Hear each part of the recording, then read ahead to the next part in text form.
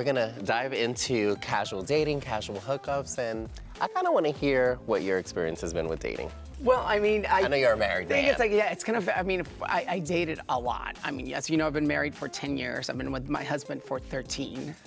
But I did kiss a lot of frogs to find the prince, I may say.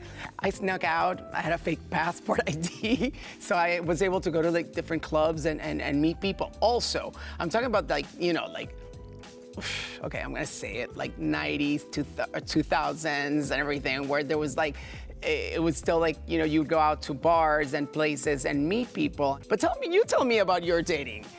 My dating, I guess, would start like the 2010s, like early 2010s. So it was definitely a different time. I think that's when dating apps really started becoming a thing. I think I was definitely too young to be on some of these apps, but I was on them. And I feel like in New York, it was easier to date than it is in LA. Because in New York, you're like around people, you're walking around, you're going to different places. In LA, I feel like my dating life has been non-existent. It's a different story. But I don't even know, like, what do people look for in dating anymore, you know? Like, to me, it's obviously, like, if you feel, like, one red flag of somebody that right off the bat, you feel that it's not giving you the full tea. Like, they're just lying in any way, shape, or form of, like, you know, what their status is, or if they're seeing a lot of people, or to me, like, that's just like step one. How about you? I feel like you can't give a guy too much in the beginning, because if you make yourself too available, unfortunately, I don't know what it is, it's like human nature to almost lose interest if someone is too available. Even for me, I feel like sometimes I have to check myself. I'm like, whoa, I'm doing too much. Like, you know, like there's a little gut instinct that's telling you. But by far, playing the game is so exhausting. But it you kind of have to do it, because if you're too available, like, yeah, I'm into you, yeah, next thing you know, it's like, blup, you don't get a call anymore, and it's over and done. Where do you think was the best place to find someone or to like meet somebody more seriously? Because I don't think gay clubs are the place. I think it's possible, but I don't think it's like the perfect. I think that first of all, you have to become the man you want to attract. So you can't expect to be somebody sleeping on the couch, being late, eating potato chips, and wanting like the fit CEO guy that is like taking over the world. Because the guy that is taking over the world, he's not gonna wanna sit down with you and eat potato chips and watch Netflix all day. Right. That's step one. And step two is that you definitely have to be somebody who has hobbies and has like, if you like art, then go to museums. If you like to read, then go to whatever. You know what I mean? You like pottery, you go make ceramics. Because then you will meet people that are like-minded. And then you'll at least have a point to start a conversation. I think that might be a good way. Right, absolutely. I also feel like you kind of have to date, you have to know where you kind of fit, if that makes sense. I don't know if there's like a better way of saying that, but I feel like, kind of like what you were saying, you meet like-minded people in certain environments, in certain situations. So I think, yeah. Oh, and big to do, this I share from my knowledge with love, is that don't ever try to change somebody. So that's all for all our opinions and experiences with dating, but we asked what was your best, worst, and ideal date, so let's take a look.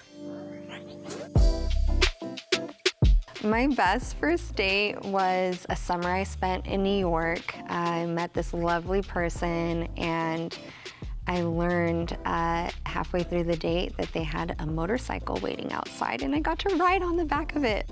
My best date, I would say, is with my current partner. He took me to this restaurant that turned out to just be a whole bunch of people twice our age, and we were the youngest ones in there, and I thought it was funny. And I met him, and we got to where we are today, which is almost 5 years. Someone took me to this restaurant that had a giant tree in the middle of it, and we very quickly realized that we're not attracted to each other, so it was so lovely because there was no pressure, and we both had this obsession with Ani DeFranco, who's a musician, and so we just talked music the whole time, and it was so wonderful. My best date would probably be just going out to the country out here in California and going to visit some wineries and eating cheese and drinking wine all day and feeling like a bougie gal. My worst date was a date that I didn't know was a date, and apparently it was our second date, and I thought we were just friends hanging out, and it got very awkward. And yeah, that was probably the worst date. My worst date was I was invited to this restaurant, and it was like a speakeasy restaurant, which was kind of cool, but it was like through a grilled cheese shop, and I really wanted the grilled cheese, but instead we went to this fancy restaurant, and then I didn't pick the place, and it was way out of my budget. I was super broke, and then he was like, do you want to split it? And I was like, sure, but I would have been happy with like the $5 grilled cheese. My worst date was someone who had a little too much to drink and things just didn't feel comfy. My worst date was a date that the person asked me about 10 minutes into it, did I think that we were gonna sleep together that night? Because if not, he would like to split the bill. Otherwise, he'd happily pay for it. So I went to the bathroom and then did like a run. The ideal date for me would be just a coffee and a stroll around the park, maybe a picnic to end it where we can sit on the grass and doodle together. My ideal date would be to go to the bookstore, get a coffee, go to the park afterwards, sit down, drink our coffee, and read. The ideal date would most likely be just going somewhere where there's a beach and lounging and having a day of absolutely zero stress and making a full day out of it. This is gonna sound so lame, but my ideal date involves, I think, food and candles and listening to like a really great album and just talking about that album, I think is probably the thing that makes me like the most excited about a date.